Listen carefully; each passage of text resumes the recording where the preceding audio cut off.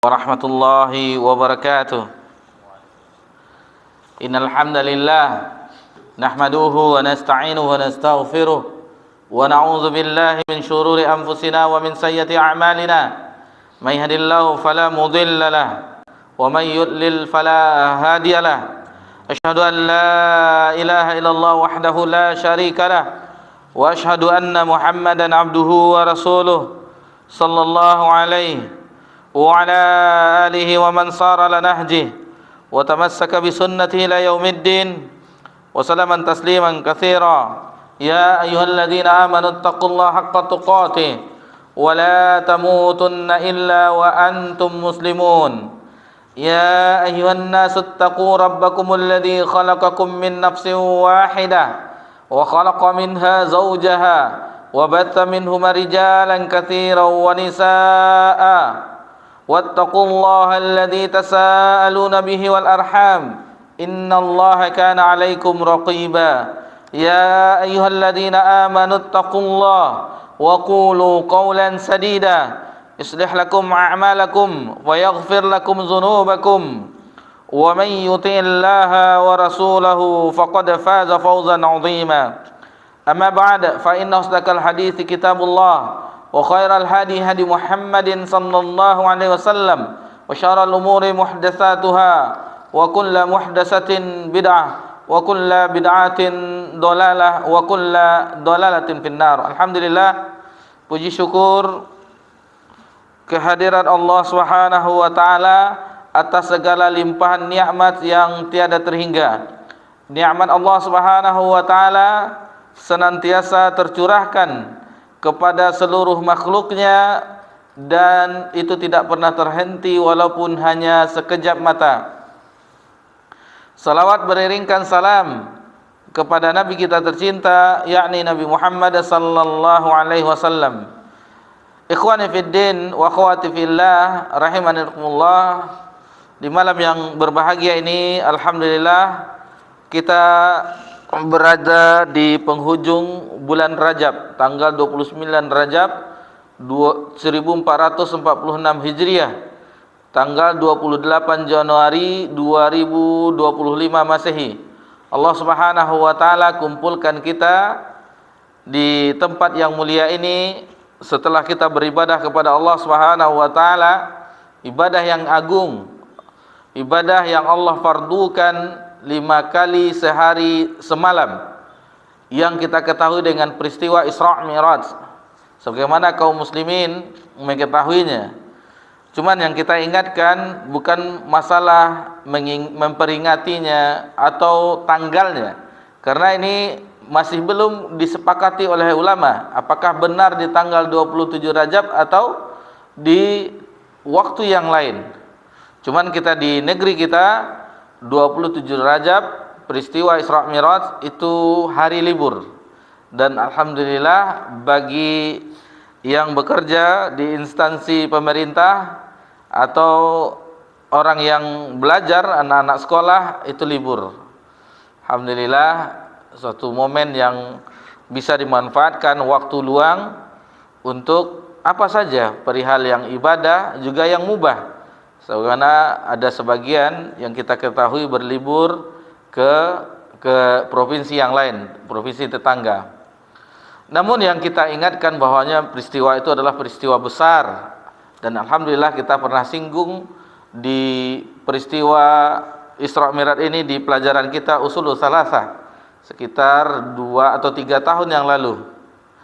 Pelajaran kita matan pertama Ushulus Tsalatsah, kita sedikit bagaimana peristiwa Isra' Mi'raj ini, yakni perjalanan Nabi kita tercinta Nabi Muhammad sallallahu alaihi wasallam dari Masjidil Haram ke Masjidil Aqsa. Dan ini Allah sebutkan dalam firman-Nya, subhanallazi asra bi 'abdihi lailan minal Masjidil Haram ilal Masjidil Aqsa. Jadi ini adalah sesuatu peristiwa yang banyak pelajaran yang bisa diambil dari peristiwa tersebut. Kemudian setelah dilakukan Isra', Allah mi'rajkan, Allah angkat Nabi ke langit sampai langit ke-7, dan kita mengetahui di langit pertama berjumpa dengan Nabi Adam, langit kedua, langit ketiga, langit keempat, langit kelima, berjumpa dengan Nabi Musa, yang keenam dan yang ketujuh. Dan setelah itu Nabi sallallahu alaihi wasallam naik ke atas terus, yang mana malaikat Jibril tidak bisa lagi, sudah ada batas malaikat Jibril. Dan di langit yang ketujuh itu Nabi berjumpa dengan Abul Anbiya, yaitu Nabi Ibrahim alaihissalam yang sedang bersandar di Baitul Ma'mur. Kita mengetahui Baitul Ma'mur adalah tempat tawaf malaikat di langit yang ketujuh. Baitul Izzah adalah tempat tawafnya para malaikat di langit dunia. Baitul Izzah di langit dunia, langit pertama. Dan di malam Lailatul Qadar seluruh firman Allah Subhanahu wa taala Al-Qur'anul Karim diturunkan seluruhnya ke Baitul Izzah. Dan 23 tahun berturut-turut sesuai dengan kebutuhan. Apabila ada yang bertanya tentang suatu permasalahan, yas'alunaka 'anil ruh, yas'alunaka 'anil anfal, yas'alunaka 'anil ahillah dan seterusnya, atau peristiwa-peristiwa yang lain yang membutuhkan hukum di situ, maka turunlah firman Allah Subhanahu wa taala. Dan adapun di permukaan bumi tempat tawaf satu-satunya di dunia adalah Baitullah. Jadi itu sejajar, Baitullah, Baitul Izzah, kemudian Baitul Ma'mur. Ikhwani fid din wa akhwati fillah, a'azakumullah. Itu yang poin yang harus kita tekankan di sini adalah tentang perintah salat yang awalnya 50 waktu, yaitu 50 kali sehari dan semalam. Ketika berjumpa dengan Nabi Musa, lalu Nabi Musa mengatakan kepada Nabi Muhammad sallallahu alaihi wasallam, sesungguhnya umat sebelummu, umatku itu lebih kuat, lebih tangguh, lebih perkasa. Akan tetapi umatmu yang kecil-kecil itu tidak akan sanggup melakukannya. Maka bolak-balik Nabi sallallahu alaihi wasallam akhirnya 5. Itu 5 itu masih disarankan oleh Nabi Musa agar diminta pengurangan lagi. Lalu kata Nabi, beliau malu. Itu makanya 5 waktu solat itu sama dengan 50 waktu solat yang kita amalkan, karena kelipatan pahala dari amalan satu amalan adalah 10 kali lipatnya. Lalu setelah itu Nabi SAW sebelum subuh sampai ke bumi kembali di pagi harinya, maka salah seorang Abu Lahab atau Abu Jahal itu melihat Nabi SAW yang termenung. Lalu ditanyakan, wahai Muhammad, apa gerangan yang terjadi pada dikau, pada dirimu? Lalu Nabi mengatakan, kadza wa kadza wa kadza wa kadza. Langsung ini momen indah ini, momen yang akan memojokkan Nabi sallallahu alaihi wasallam. Jika aku kumpulkan orang-orang, apakah mau engkau menceritakan ini? Lalu mau, kata Nabi. Lalu Nabi dikumpulkan, lalu diceritakan oleh Nabi sallallahu alaihi wasallam. Yang kafir bertambah kafir dan yang lemah imannya goyang. Karena perjalanan kalau ke itu memakan waktu yang sangat lama. Karena mereka berdagang li ila fi Quraisy illa fihim rihlata syita'i was shaif. Di musim dingin mereka ke Yaman, di musim panas mereka berdagang ke Syam. Itu mereka mengetahui berapa lama perjalanannya. Habis waktu sampai berbulan-bulan baru kembali ke Mekah. Mereka semakin lari dari keimanan, dan yang kufur semakin kufur, ditambah lagi dengan Mi'raj. Itu di Mi'rajkan ke langit.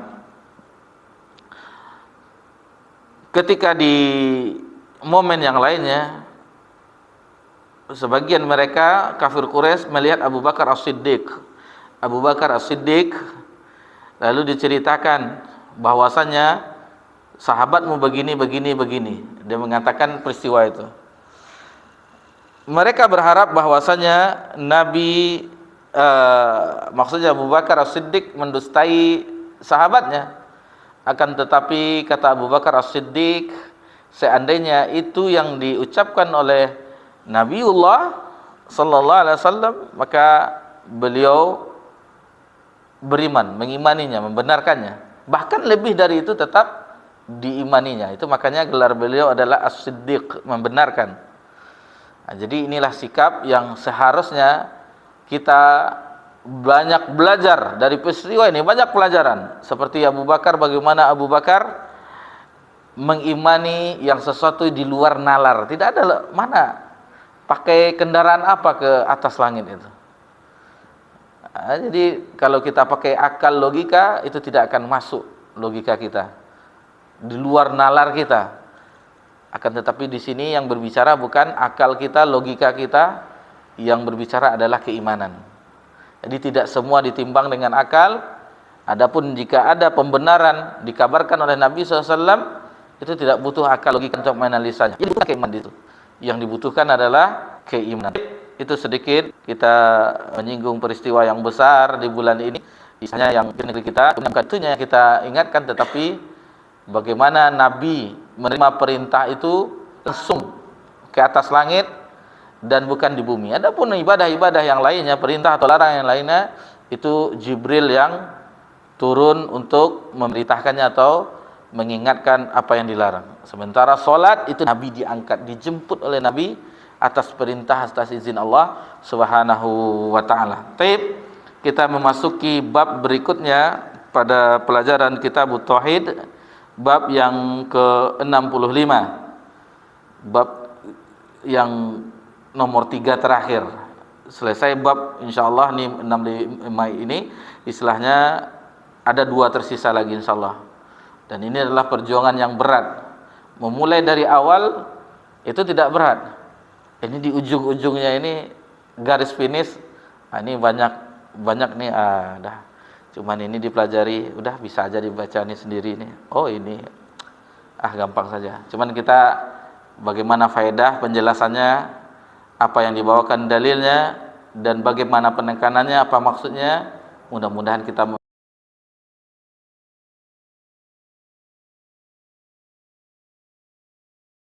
memahami bagaimana di bab ini mengagungkan Rabb kita Jalla wa'ala. Mengagungkan Rabb kita Jalla wa'ala. Kadang kita berpikir, kok kenapa orang tidak mau mempelajari kitab Tauhid?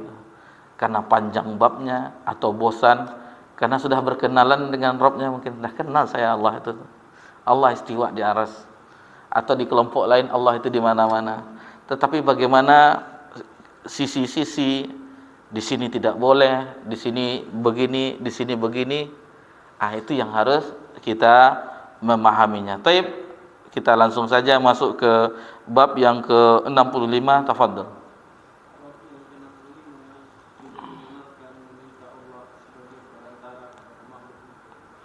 Babu la tashfa'u billah ala khalqih. Jadi penulis Syekh Muhammad At-Tamimi rahimahullah ta'ala memberikan bab, di bab yang ke-65 ini, la yustashfa'u billahi ala khalqih. Bab tidak dibenarkan meminta Allah sebagai perantara kepada makhluknya. Jadi apa maksud dari bab ini? Kita langsung saja, karena satu buah dalil yang dibawakan oleh mu'alif pada bab ini, maka mari sama-sama kita dengarkan. Tafadhol.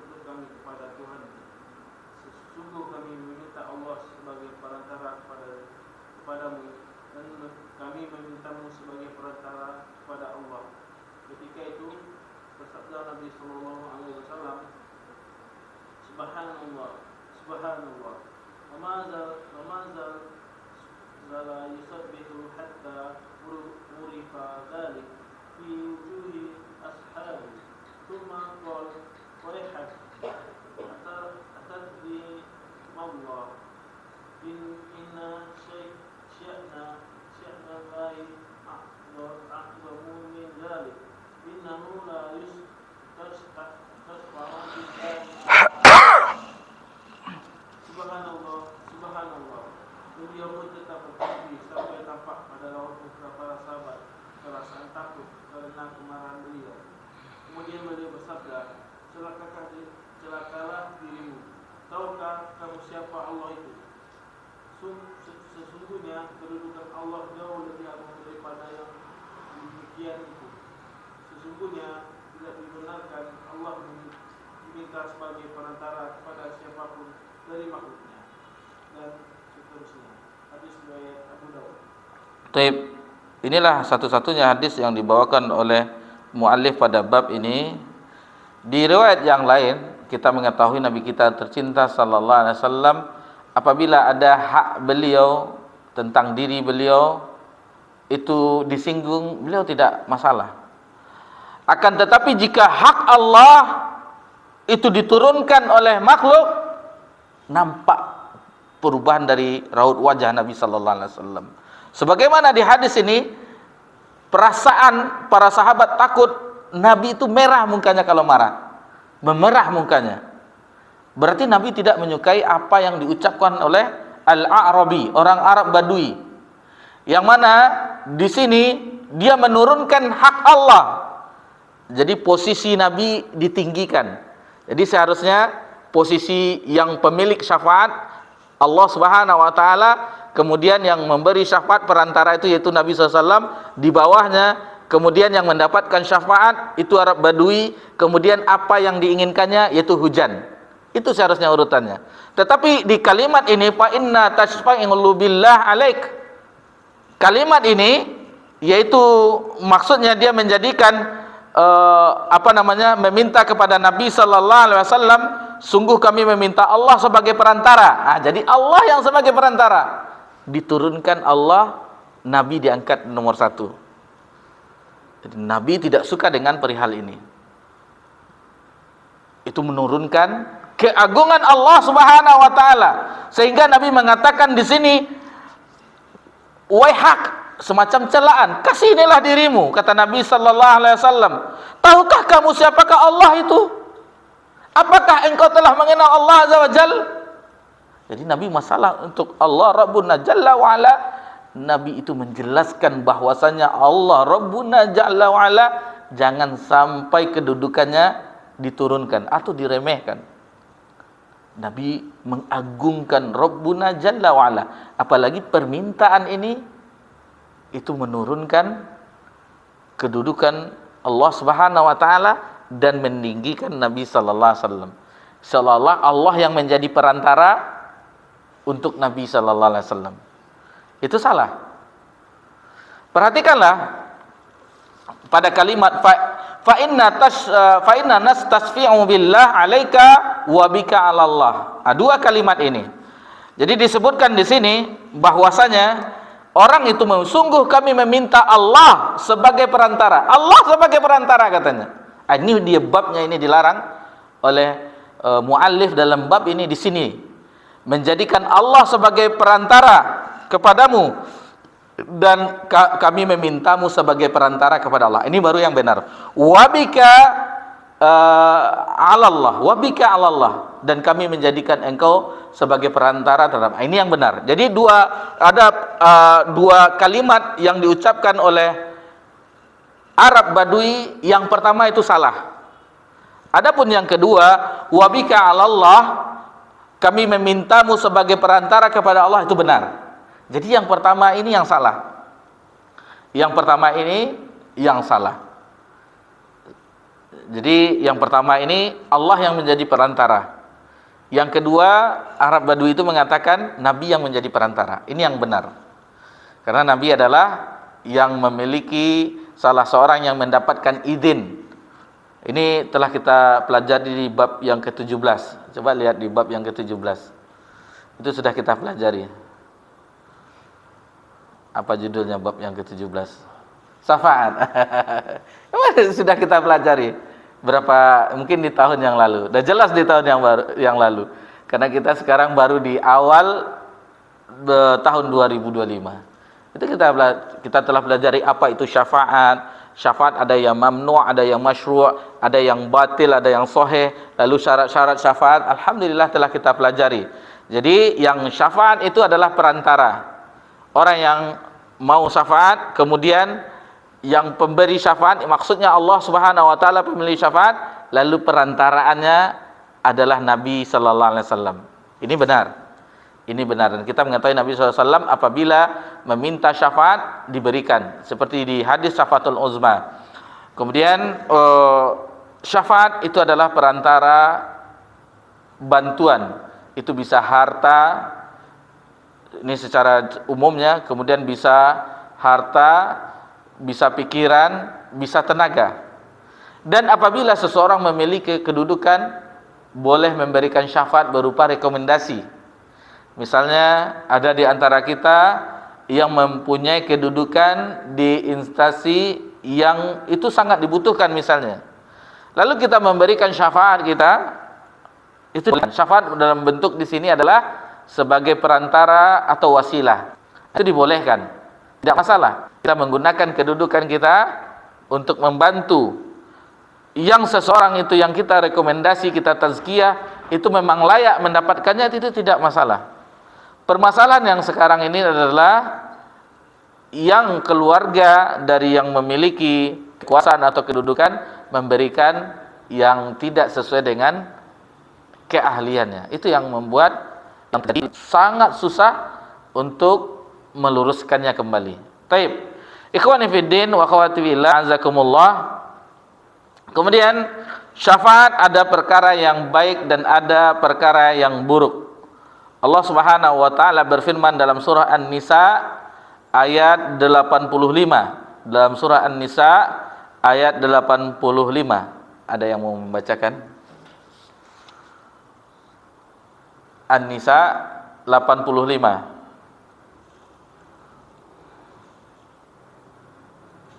Fadal nih.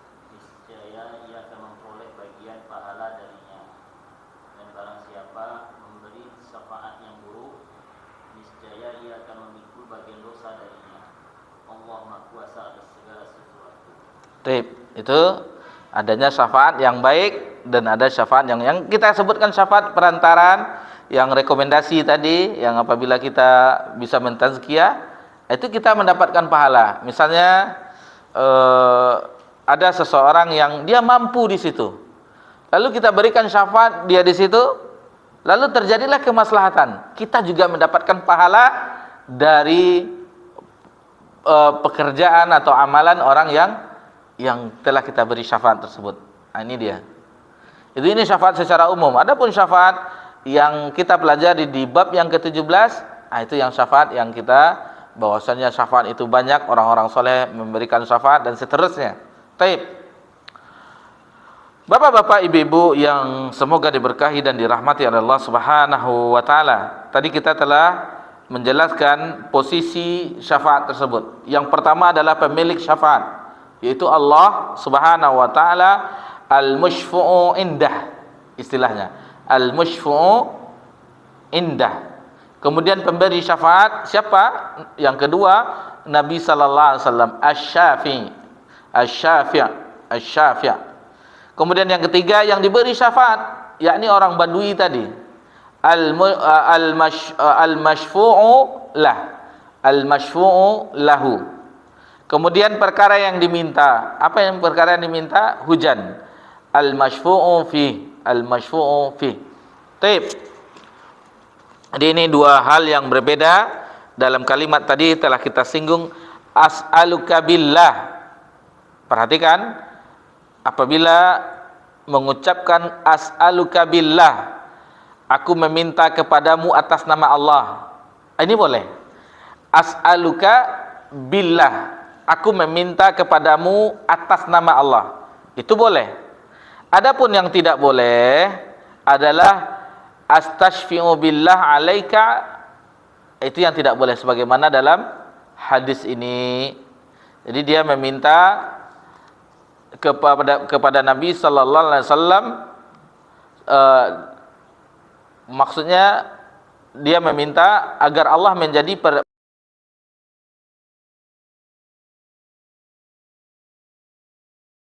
ini yang tidak diperbolehkan, dan ini haram hukumnya, haram.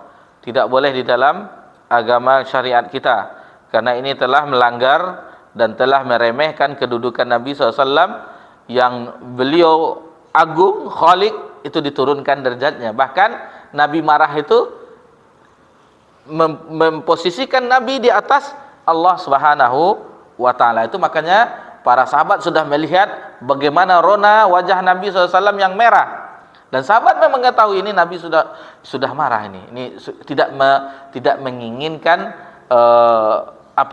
permintaan orang Arab Badui ini. Tapi namanya orang Arab Badui, memang dia apa yang ingat itulah yang diucapkannya.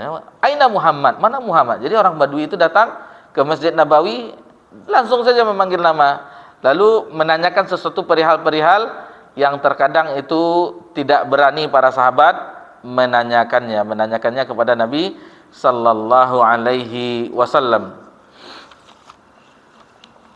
Baik. Jadi di sini Nabi mengatakan kasihinilah dirimu.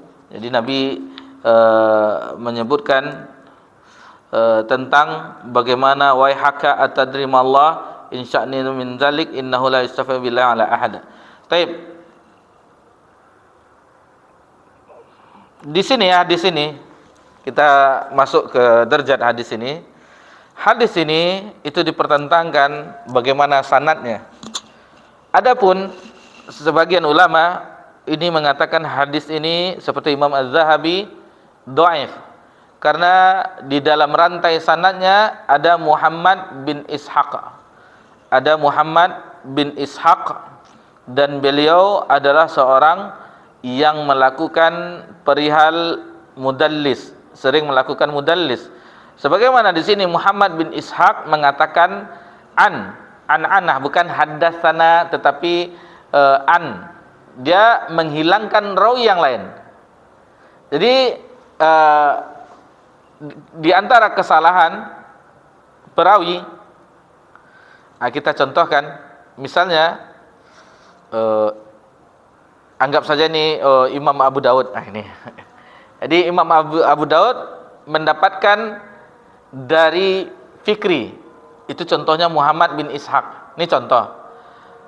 Muhammad bin Ishaq itu mendapatkan seharusnya ada Pak Doni. Akan tetapi dia hilangkan Pak Doni. Sebelum Pak Doni ini, di atas Pak Doni ada lagi Pak A misalnya. Fikri melakukan dihilangkannya Pak Doni, lalu mengatakan ini dia. Dan itu diteliti oleh ulama ahlul hadis. Jadi kenapa dia melakukan itu? Dia ingin, tujuannya baik, ingin mendapatkan ini yang Pak A ini lebih seolah-olah dia telah mendapatkan, memutus mata rantai itu, berjumpa dengan ini gurunya dari Pak Doni misalnya.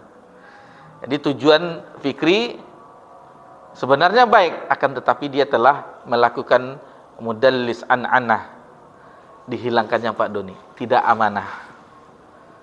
Jadi bagaimana telitinya ilmu hadis itu. Ya, kalau kita belajar satu hadis rantai sanad itu bisa berjam-jam. Bisa berjam-jam. Dan itu siapa mereka diketahui di ulama ketika itu. Itu makanya kenapa Sunan Abu Daud tidak ada istilah disebutkan hadis ini dhaif, di Sunan ini tidak, sementara Imam Bukhari Sahih Muslim, karena Imam Bukhari dan Imam Muslim itu memang memasukkan di dalam sahihnya yang sahih-sahih saja. Adapun Sunan dan kitab-kitab ulama yang lainnya yang tanpa syarat sahih itu mereka dengan membawakan sanad hadatsana fulan hadatsana fulan hadatsana fulan an Abi Hurairah sami'tu Rasulullah SAW, dah terlepas dia. Dan di zaman itu mereka di zaman itu orang-orang yang pelajar itu mengetahui siapa di situ. Oh, di sini ada Muhammad bin Ishaq.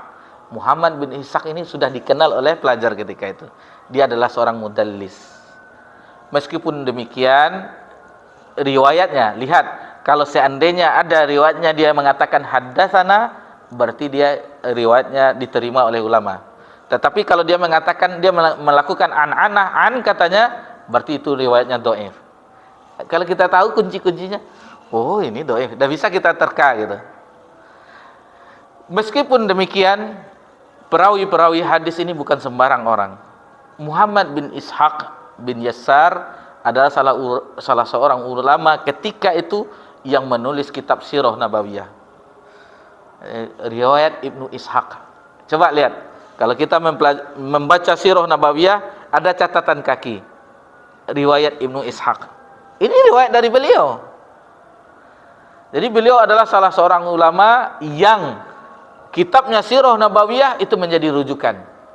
Bahkan yang kita pelajari di Masjid Taqwa, kita belajar Sirah Nabawiyah yang memakai tulisan Syekhur Rahman Al-Mubarakfuri, itu beliau juga menukilkan riwayat Ishaq, Ibnu Ishaq. Maksudnya Muhammad bin Ishaq yang perawi ini ada masalah.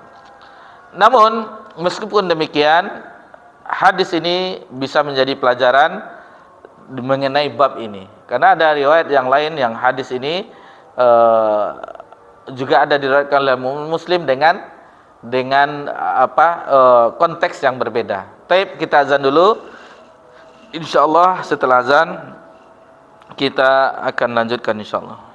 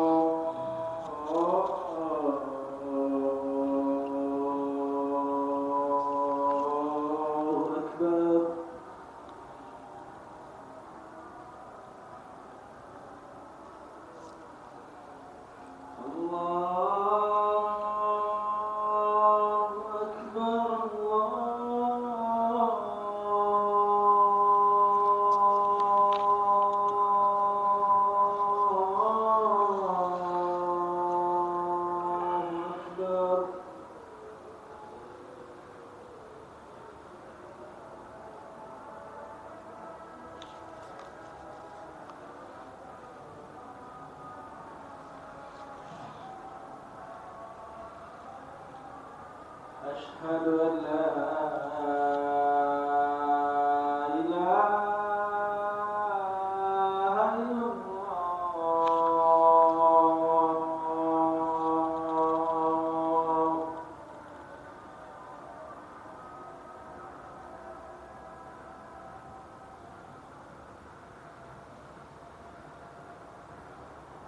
أشهد أن لا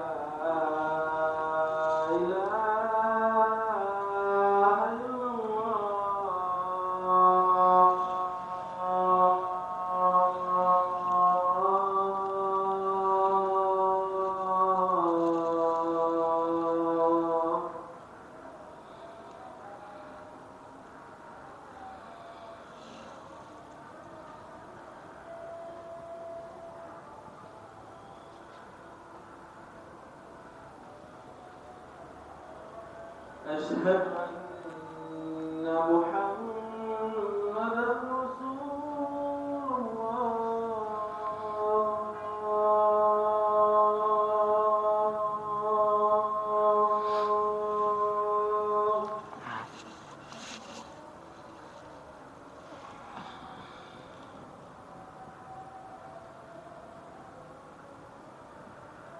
أشهد أن محمدا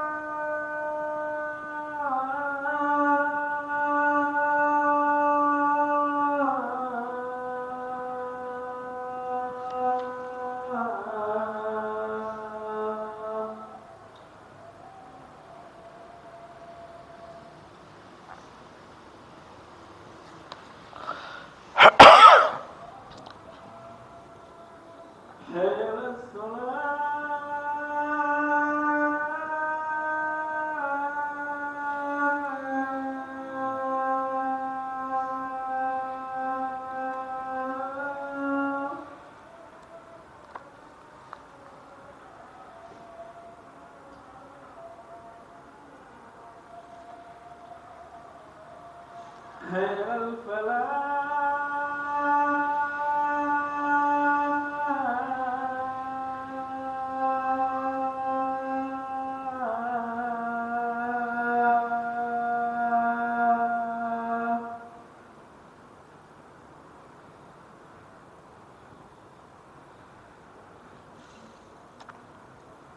حي على الفلاح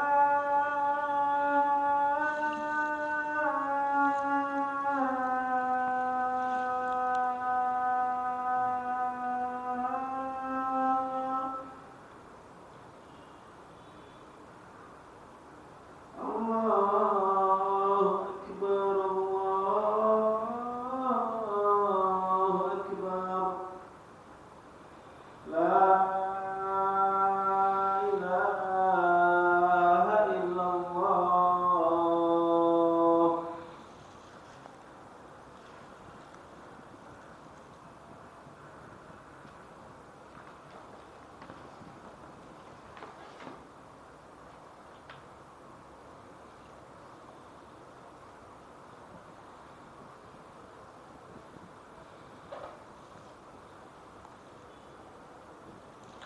Alhamdulillah, wassalatu wassalamu ala Rasulillah, ma ba'd.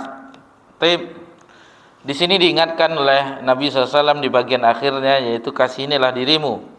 Kata Nabi SAW, kasihanilah dirimu, waihak, celakalah dirimu, kasihanilah dirimu. Lalu pada bagian akhirnya, yaitu innahu la yustashfa'u billah ala ahad. Kata Nabi SAW, tidak dibenarkan Allah diminta sebagai perantara kepada siapapun dari makhluknya. Karena Allah Ta'ala adalah Rabb segala sesuatu dan Rajanya. Kebaikan seluruhnya ada di tangan Allah Subhanahu wa Ta'ala. Tidak ada orang yang dapat menahan apa yang Dia berikan. Tidak ada orang yang dapat memberi apa yang Dia tahan. Tidak ada orang yang mampu menggalikan apa yang telah Dia putuskan, dan tidaklah Allah dikalahkan oleh sesuatu yang ada di langit maupun di bumi. Sesungguhnya Dia adalah Maha mengetahui dan Maha kuasa. Dan perintahnya, jika Dia menghendaki maka itu terjadi, kun fayakun. Begitu juga sebaliknya. Jadi makhluk itu ada di tangan seluruhnya, apa yang ada di tangan makhluk di seluruhnya itu adalah milik Allah, dan berbuat dengan kehendak Allah. Allah akan berbuat dengan sesuai dengan kehendaknya. Jadi Allah lah yang memperkenankan syafaat, bukan sebagai perantara. Jadi di sini ucapan seorang badui tadi, dia tidak layak mengucapkan hal tersebut untuk Sang Maha Pencipta yang Maha Suci lagi Maha Terpuji. Dan sesungguhnya bagaimanapun dijelaskan oleh pensyarahnya Syekh Abdurrahman Hasan Al-Syekh, apapun yang kita sebutkan di sini untuk mengagungkan Allah, sesungguhnya Allah ada hal lebih besar dari apa yang telah kita sebutkan itu. Bayangkan, tidak bisa dia menggambarkan bagaimana keagungan Allah Subhanahu wa Ta'ala. Kemudian hadis ini menunjukkan bahwa Allah Maha tinggi di atas makhluknya, dan bahwa aras di atas langitnya. Istiwa itu istilahnya tidak ada perdebatan. Hanya setelah terjadinya kelompok-kelompok, sudah ada Mu'attilah, Jahmiyah, Mu'tazilah, di situ baru ada pertentangan. Sebelumnya tidak ada. Apapun yang Allah turunkan firman-Nya, apapun yang Nabi sampaikan, tidak ada para sahabat mendebatnya. Ya Rasulullah, kaifa istiwa? Enggak ada orang menanyakan itu, karena mereka sudah maklum, sudah mengetahui. Ya Allah, bagaimana begini? Ya Rasulullah, bagaimana Allah begini? Tidak ada yang menanyakan, karena mereka sudah memahami dan mengimaninya. Jadi sungguh sangat bahagianya hati ini ketika kita mengetahui bagaimana akidah Ahlussunnah wal Jamaah tentang asma wa sifat. Jadi kalau kita belajar akidah-akidah itu, rata-rata akidah syara, akidah Ahlussunnah, akidah Tahawiyah misalnya yang kita pelajari di tempat yang lain, rata-rata yang banyak menyimpang itu di asma wa sifat. Jika asma wa sifatnya itu sesuai dengan apa yang dijelaskan oleh ulama, sebagaimana kita ketahui kaidahnya, yaitu dengan menetapkan apa yang Allah sebutkan untuk dirinya. Jadi Allah menyebutkan tentang dirinya di dalam Al-Quran, dan Nabi SAW juga mengabarkan bagaimana Rabbuna Jalla wa'ala. Kita ulang kembali, sebenarnya ini sudah berkali-kali kita sampaikan di majelis ini, cuman untuk menekankan agar kita paham. Untuk mengetahui sesuatu itu atau mengetahui Allah itu ada 3 caranya. Yang pertama itu dengan melihat langsung, dan ini mustahil. Karena di ayat yang mana Nabi Musa alaihissalam ketika menerima Taurat, dia ingin melihat Allah. Lalu Allah tabaraka wa ta'ala berfirman, lan tarani, sungguh engkau tidak akan bisa melihatku.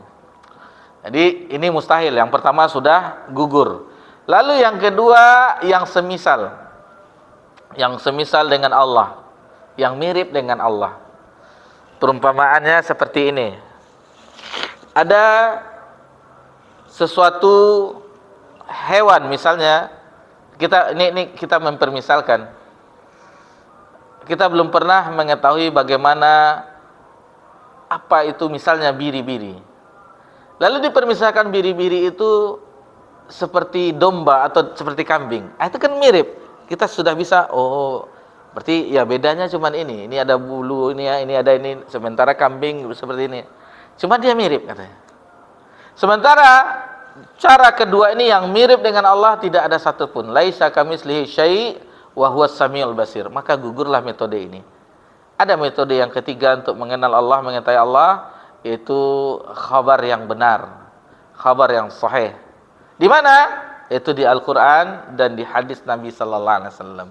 Tidak ada jalan yang lainnya untuk mengenal Allah Subhanahu wa taala. Betapa banyak Allah dalam ayatnya menyebutkan tentang dirinya. Nabi SAW menyebutkan tentang Rabbuna Jalla wa'ala. Taib.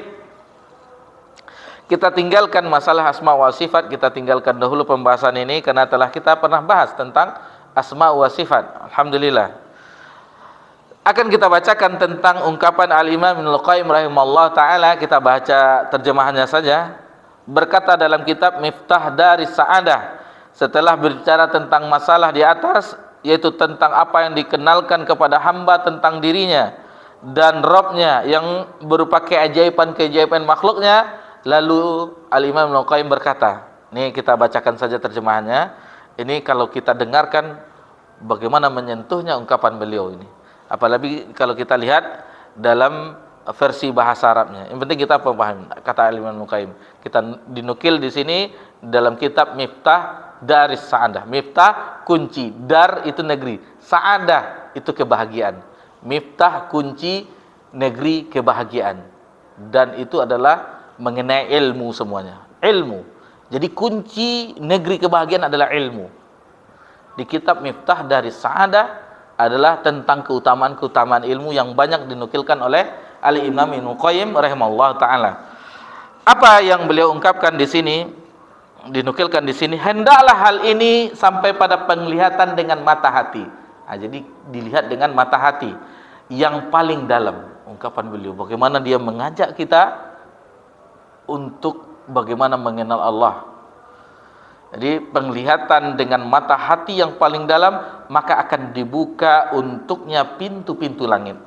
Lalu ia mengelilingi hamparannya, kerajaannya dan malaikat-malaikatnya. Kemudian pintu demi pintu dibuka untuknya, hingga sampailah perjalanan hatinya menuju aras Allah yang Maha Pengasih. Lalu ia melihat kekuasaan Allah, kebesaran Allah, keagungan Allah, keindahan Allah, dan ketinggian Allah Azza wa Jalla. Selanjutnya ia melihat langit yang 7 lapis dan bumi yang 7 lapis. Bila dibandingkan dengan aras, bagaikan mata rantai yang tercampak di tengah padang pasir. Dan ia akan melihat malaikat yang mengelilingi sekitar aras sambil mengumandangkan tasbih, tahmid, takdis, dan takbir. Jadi memuji Allah, kemudian bertasbih, subhanallah, tahmid, takdis, dan takbir Allahu Akbar. Dan perintahnya turun di atas aras untuk mengatur kerajaan-kerajaannya dan pasukan-pasukannya. Tidak ada yang mengetahui kecuali Rob dan Raja, Tuhan dan Raja mereka. Turunlah perintah untuk menghidupkan suatu kaum dan mematikan yang lainnya, memuliakan suatu kaum dan menghinakan yang lainnya, memberikan kekuasaan dan mencabut kekuasaan yang lain, memindahkan kenikmatan dari suatu tempat ke tempat yang lain, memenuhi kebutuhan dengan segala keragamannya, macam-macamnya, dan jumlahnya yang banyak. Ini tentang bagaimana Allah Subhanahu wa taala itu seperti melengkapi kekurangan, membuat kaya orang yang fakir, menyembuhkan orang yang sakit, menyelamatkan orang yang tertimpa musibah, mengampuni dosa. Allah Maha Pengampun, menyingkirkan bahaya, menolak mudarat, menolong orang yang teraniaya, memberi petunjuk kepada orang yang bingung, mengajari orang yang jahil, mengembalikan orang yang hilang, melindungi orang yang takut, membela orang yang berlindung, menguatkan orang yang lemah, menolong orang yang berduka, membantu orang yang lumpuh, membalas orang yang zalim, dan menahan musuh. Jadi dikenalkan bagaimana Allah dengan apa yang telah Allah lakukan terhadap alam semesta ini. Diajaknya kita melihat dengan hati, mata hati yang paling dalam. Bagaimana memikirkan alam semesta ini. Lalu apa yang telah Allah berikan kepada kita? Apa yang telah Allah curahkan kepada kita semuanya? Maka kita akan merasakan bagaimana Rabb kita yang Maha Penyayang tersebut. Apa yang telah beliau atur bukan untuk diri kita pribadi, tetapi terhadap seluruh alam ini. Itu semuanya dari Allah Subhanahu wa ta'ala. Inilah kegiatan seremonial yang berporos pada keadilan, karunia, hikmah dan rahmat menembus seluruh jagat raya. Kesibukannya maksudnya Allah Subhanahu wa taala memenuhi suatu kebutuhan, tidak melupakan lainnya, dan tidak berbuat salah oleh karena banyaknya permohonan. Jadi Allah tidak pernah salah. Allah ini meminta ini meminta ini, apapun yang diminta orang, dan berapa miliar orang meminta kepada Allah. Allah tahu ini meminta ini minta ini. Ada yang langsung Allah kabulkan, ada yang Allah tunda sesaat. Kemudian dalam waktu bersamaan, orang meminta permohonan yang banyak dalam waktu yang bersamaan. Tidak bosan karena selalu diminta dan tidak berkurang sebesar zarrah pun dari simpanannya. Jadi Allah tidak, meskipun kita merengek-rengek setiap saat memintanya, Allah senang, itu yang Allah inginkan. Berarti kita seolah-olah kita memang membutuhkan Allah Subhanahu wa taala. Tidak ada Tuhan yang hak kecuali Dia yang maha mulia dan maha. Maka ketika itu hati pun berdiri di hadapannya. Bagaimana kita digiring oleh Al-Imam Ibnu Qayyim di dalam kitab Miftah Daris Sa'adah. Dalam keadaan merendah karena kebesarannya, khusyuk karena keagungannya, dan menunduk karena kemuliaannya, lalu bersujud di hadapan Raja yang hak, yang nyata dengan sujud yang tidak akan bangun hingga dari hari kiamat. Inilah perjalanan hati. Inilah perjalanan hati.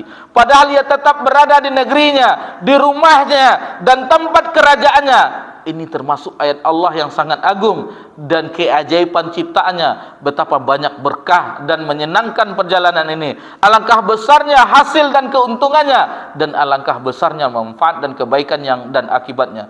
Perjalanan yang merupakan kehidupan hati, kunci kebahagiaan, dan ia bermanfaat bagi akal dan pikiran. Tidak seperti perjalanan yang merupakan bagian dari siksa. Demikian apa yang disebutkan oleh Ibnu Qayyim. Jadi bagaimana perjalanan hati menuju Allah Subhanahu wa taala. Kita masih di sini, akan tetapi coba berpikir, renungkan dengan hati kita yang paling dalam, bagaimana kita akan diantarkan dengan kebahagiaan, dengan kelapangan, padahal kita masih di sini. Berbeda dengan safar. Coba kita safar, kemana pun kita safar, lelah, capek, karena safar itu bagian daripada azab. Sementara perjalanan hati menuju Allah Subhanahu wa taala itu akan mengantarkan kebahagiaan, akan mengantarkan kemuliaan, akan mengantarkan bagaimana takjubnya kita terhadap Rabbuna Jalla wa Ala. Berapa kalimat yang kita bacakan itu membuat terbukanya cahaya di dalam hati kita. Lalu bagaimana kita mempelajari seluruh kitab itu.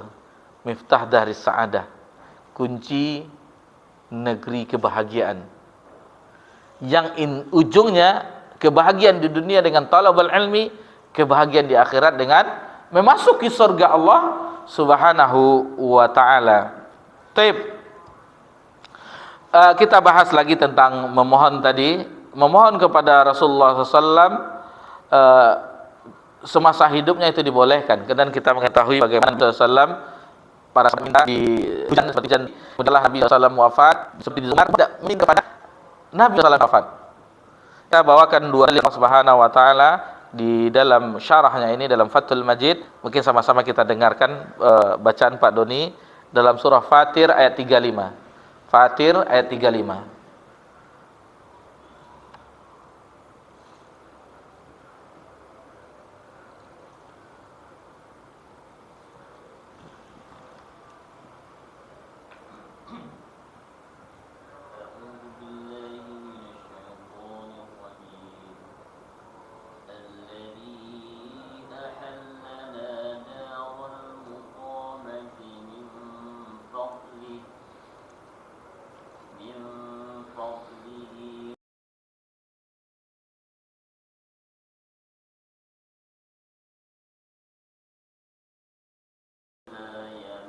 Itu ayat 35 tu Pak. Salah. Ayat 13 ayat 14 rupanya. Fatir ayat 13 afwan. Pantasan kok enggak sama gitu kan. Rupanya salah ayat. Ayat 13. Ayat 13 sampai ayat 14.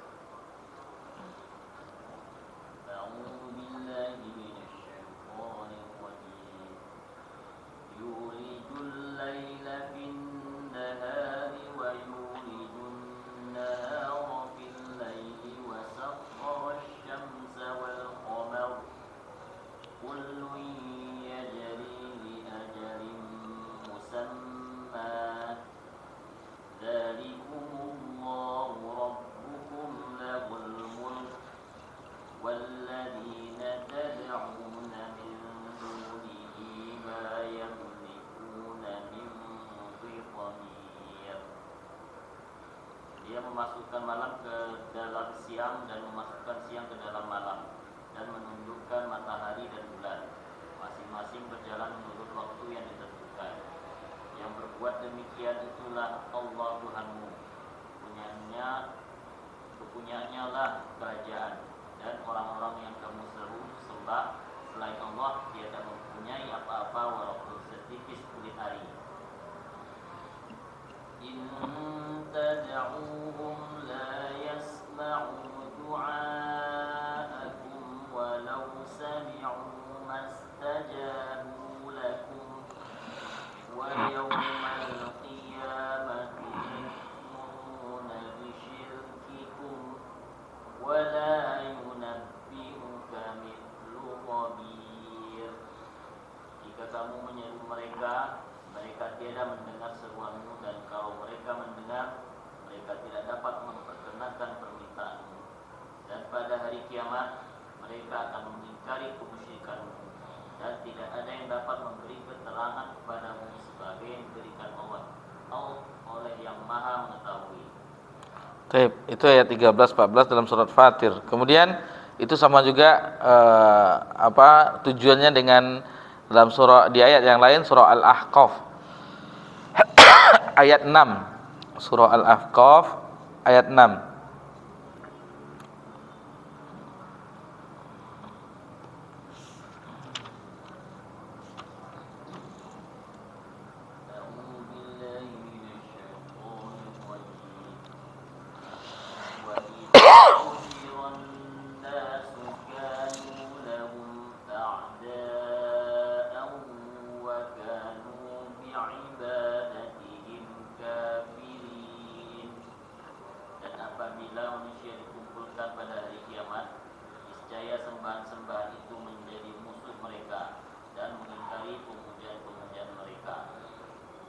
Ini kejadian apabila kepada selain Allah Subhanahu wa taala tidak ada daya upaya, tidak mendengar, tidak mengabulkan. Akan tetapi kenapa manusia melakukannya? Ini suatu kejahilan yang sangat aneh. Tetapi masih saja ada manusia yang berbuat demikian. Dari dua surah tadi, 2 ayat atau 3 ayat yang kita pelajari, maka kita ketahui bagaimana seseorang yang meminta kepada sesuatu yang lemah, bahkan tidak bisa berbuat sesuatu, tidak mempunyai walaupun setipis kulit ari, kitmir. Bagaimana kulit ari itu tidak ada dimiliki oleh selain Allah Subhanahu wa taala. Begitu juga dengan orang yang sudah wafat, sudah meninggal atau orang mati, tidak bisa mengabulkan mendengar apa yang diminta. Adapun yang masih hidup, seperti Nabi tadi diminta hujan, kemudian Nabi pun pernah meminta agar didoakan oleh Umar ketika umroh. La ya tansana, apa disebutkan di situ? La tansana ya akhi, wahai saudaraku, jangan lupakan kami di dalam kebaikan doamu. Nah, jadi ketika itu kata Umar, tidak ada yang lebih aku senangi dari ucapan Nabi SAW. Jadi Nabi menuntun Umar sampai agak perjalanan jauh, lalu kata Nabi, la tansana ya akhi min salihil du'aka, ya jangan lupakan kami wahai saudaraku di dalam doamu, dalam untaian doa, ikut sertakan kami di dalam doamu. Kemudian Nabi mengatakan tentang sebaik-baik tabi'in Uwais Al-Qarni, dan Umar ketika itu mengetahui hadis tersebut dan mencari tahu Uwais Al-Qarni. Lalu Umar karena patuhnya atau bagaimana taatnya kepada Nabi sallallahu alaihi wasallam, lalu meminta agar Uwais mendoakannya. Kalau keutamaan Umar Khulafaur Rasyidin Al-Faruq, dan dia mendengar hadis Nabi SAW dan mengamalkannya. Itulah bagaimana kehidupan para sahabat, mengetahui dan mengamalkannya, mengetahui keburukan dan meninggalkannya.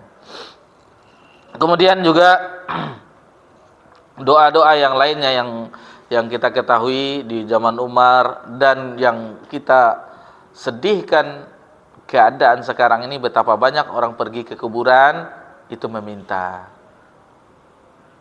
Lalu kita dakwahkan ini, apa kata mereka? Lihatlah, tidak boleh ziarah kubur. Apa hubungannya? Kita mengatakan jangan meminta kepada orang dalam kubur yang sudah wafat. Lalu mereka mengatakan dilarang ziarah kubur. Siapa? Padahal itu jelas kata Nabi, nahaitukum an ziyaratul kubur fahzuruha. Dulu aku pernah melarangmu ziarah kubur. Di awal-awalnya tidak boleh ziarah kubur. Setelah akidah para sahabat kuat, sekarang berziarahlah.